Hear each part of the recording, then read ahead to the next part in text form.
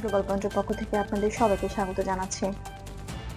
সাম্প্রতিক সময়ে মধ্যপ্রাচ্য ঘিরে আন্তর্জাতিক অঙ্গনে নতুন করে আলোচনা শুরু হয়েছে।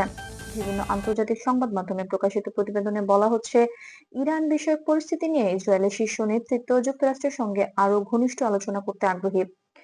এই প্রেক্ষাপটে এমন তথ্য সামনে এসেছে যে চলতি মাসে যুক্তরাষ্ট্র সফরের সময় সাবেক প্রেসিডেন্ট ডোনাল্ড ট্রাম্পের সঙ্গে বৈঠকে ইরান ইস্যুতে নতুন পরিকল্পনার কথা তুলে ধরতে পারেন প্রধানমন্ত্রী বেনিয়ামিন নেতানিয়াহু। মার্কিন সংবাদ মাধ্যম এনবিসি নিউজ সহ কয়েকটি আন্তর্জাতিক গণমাধ্যম জানিয়েছে, ইসরায়েলের পক্ষ থেকে ইরানের সাম্প্রতিক কার্যক্রম নিয়ে উদ্বেগ প্রকাশ করা হচ্ছে। বিশেষ করে তেহরানের ব্যালিস্টিক ক্ষেপণাস্ত্র উৎপাদন বৃদ্ধি নিয়ে আলোচনা চলছে বলে প্রতিবেদনে উল্লেখ করা হয়েছে।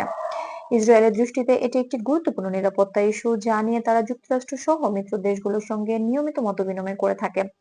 তবে রয়টার্স, বিবিসি এবং এপি নিউজের তথ্য অনুযায়ী এখন পর্যন্ত ইরান বিষয়ে কোনো নির্দিষ্ট সামরিক পরিকল্পনা বা চূড়ান্ত সিদ্ধান্ত প্রকাশ্যে নিশ্চিত করা হয়নি। আন্তর্জাতিক বিশ্লেষকরা বলছেন, এই ধরনের আলোচনা মূলত কূটনৈতিক চাপ, ভবিষ্যৎ সম্ভাবনা এবং আঞ্চলিক পরিস্থিতি মূল্যায়নের অংশ। প্রকাশিত প্রতিবেদনগুলোতে যে ভাষা ব্যবহার করা হচ্ছে তা অনেক ক্ষেত্রেই সম্ভাব্য পরিকল্পনা ও রাজনৈতিক জল্পনার মধ্যে সীমাবদ্ধ। ইরান ইস্যুতে ইসরায়েলের অবস্থান দীর্ঘদিনের। তারা বরাবরই চলে আসছে, ইরানের সামরিক সক্ষমতার অগ্রগতি আঞ্চলিক স্থিতিশীলতার উপর প্রভাব ফেলতে পারে। অন্যদিকে ইরান এসব অভিযোগ প্রত্যাখ্যান করে জানিয়ে এসেছে, তাদের কর্মসূচি প্রতিরক্ষামূলক এবং আন্তর্জাতিক নিয়মের মধ্যেই পরিচালিত হচ্ছে। এই ভিন্ন অবস্থান থেকে দীর্ঘদিন ধরে কূটনৈতিক টানাপোড়েন চলছে। যুক্তরাষ্ট্রের বর্তমান অবস্থান সম্পর্কে হোয়াইট হাউসের বিভিন্ন ব্রিফিং এ বলা হয়েছে, ওয়াশিংটন মধ্যপ্রাচ্যের পরিস্থিতি আরো জটিল না করে স্থিতিশীল রাখার পক্ষে। যুক্তরাষ্ট্র ইরান ইস্যুতে কূটনৈতিক আলোচনা এবং আন্তর্জাতিক কাঠামোর ভেতরে সমাধান খোঁজার উপর জোর দিচ্ছে। বিশ্লেষকদের মতে, সাবেক ও বর্তমান মার্কিন নেতৃত্বের দৃষ্টিভঙ্গিতে কিছু পার্থক্য থাকলেও খোলা সংঘাত এড়ানোর বিষয়ে একটি সাধারণ অবস্থান লক্ষ্য করা যায়।